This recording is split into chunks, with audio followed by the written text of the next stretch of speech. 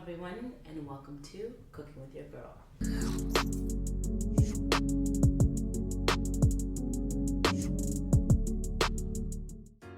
Okay, so today we are making a spicy Kung Pao sesame cauliflower. And I know you thought I was gonna say chicken, but nope, I do not make chicken. We are doing a vegetarian alternative. I have cauliflower, and this is gonna be great because when I used to eat Oriental food or Asian food, I used to really love like a Kung Pao chicken or like a sweet and spicy. Anything with a combination of sweet and spicy or salt and sweet is usually always my favorite. With a little bit of a tweaking of my own, I have worked on this dish and I have come to the best way on how to prepare it. I am going to show you, and you are going to follow me if you'd like to do the same. I have here some fresh cauliflower that I washed and soaked in apple cider vinegar prior. And I have a large Pyrex bowl. We're not cooking crack, but it's good enough to be crack. First things first, we are going to start mixing our batter. I have a cup here of flour, and this is all-purpose flour. 2 tablespoons of cornstarch. This stuff gets really sticky, so you want to pat it down. A pinch of salt, because anytime you're frying something, it always ends up losing some of the flavor. So we're gonna do 3 pinches of salt there. Oftentimes I find that the flour ends up making it too bland. I feel like anytime you put seasoning on top of something and don't necessarily marinate in seasoning, you're gonna have flavor on the outside, but when you cut in, there's no flavor. And since it's cauliflower and not meat, it's kind of hard for us to get that flavor in there. So I am going to make the batter a little bit more flavorful, so it'll add to the dish. A little sprinkle of cayenne pepper, a little dash of onion powder, and garlic powder.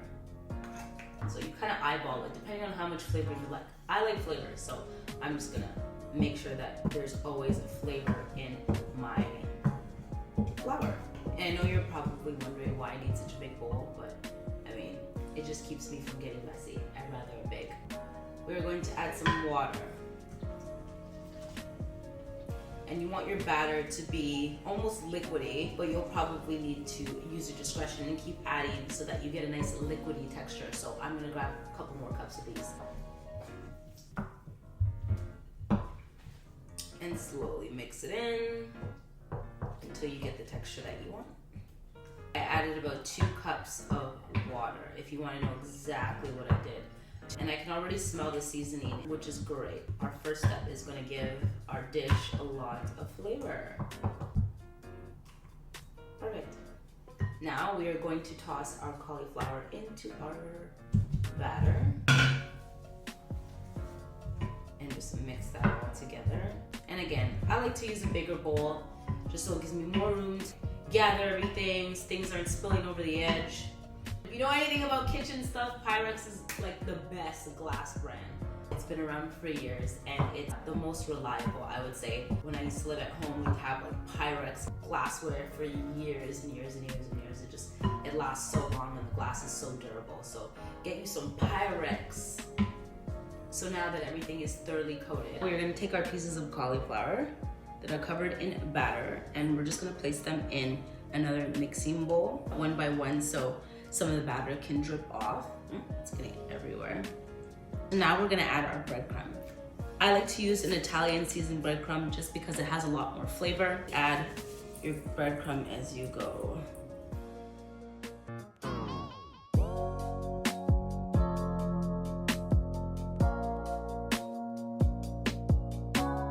I think we're good. It's time to fry. So my pan of choice is a cast iron pan. I love the fact that cast iron pans get really hot and the heat is distributed equally. That's why I'm using this to fry my cauliflower, because I don't have a deep fryer. Okay, so you can just grab yourself a pair of tongs and drop them in one by one. You want to just make sure you're keeping an eye on it because they will fry quite fast. The gift and the curse of a cast iron pan.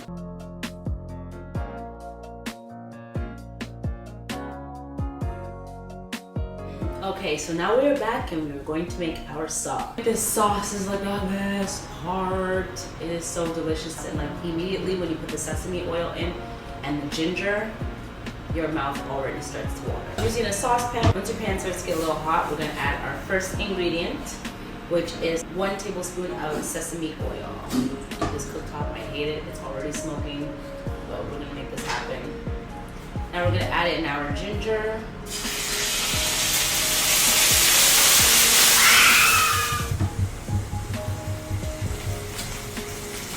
Okay, so you can start smelling the ginger and the sesame oil. It's like delicious, the smell.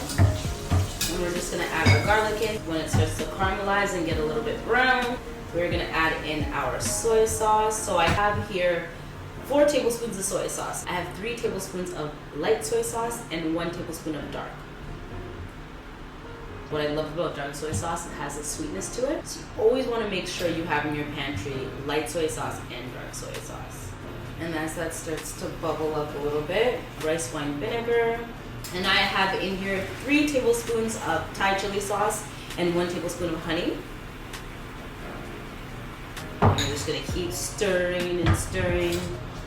And I like to add garlic chili sauce. Garlic chili sauce is the best. I have some cornstarch here that I wanna add. I don't ever like to just plop it in there.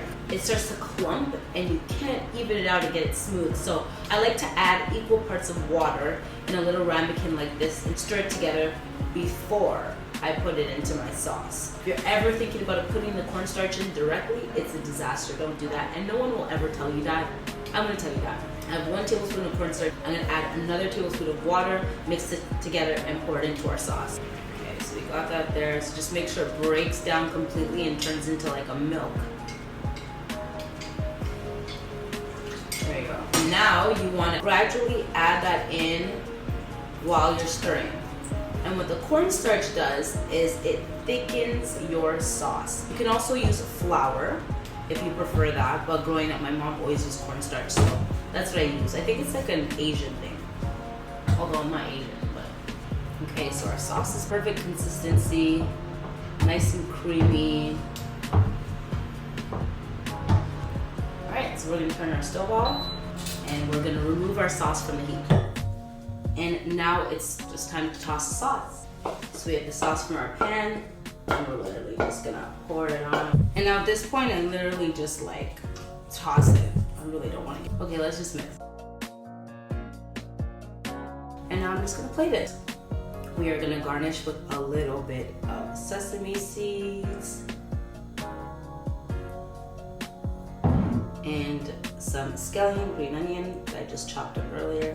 And that's it. Easy peasy. Sticky sesame chicken kung pao, not chicken cauliflower. Sticky sesame cauliflower.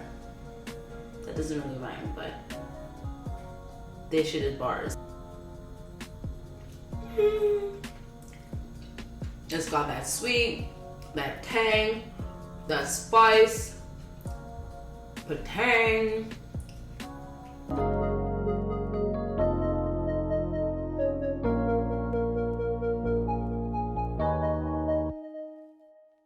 Thank you guys for watching Cooking with Your Girl.